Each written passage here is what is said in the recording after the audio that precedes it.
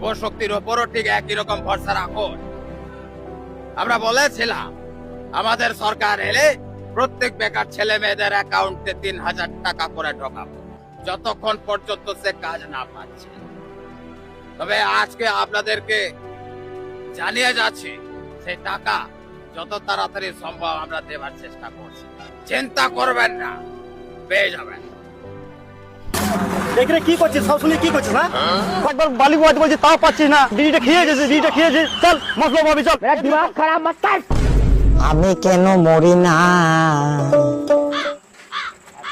আরে কি ব্যাপারে? ডিপ্রেশন। বালি বয়াতে বলছি তাও পাচ্ছিস না, মশলা চালাতে বলছি তাও পাচ্ছিস না। পয়সা নিবি না?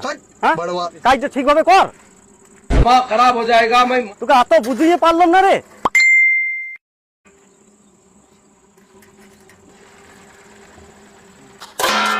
সালা এরকম কাজ বাজ করে নাকি? সবসময় পথে লেগেই আছে।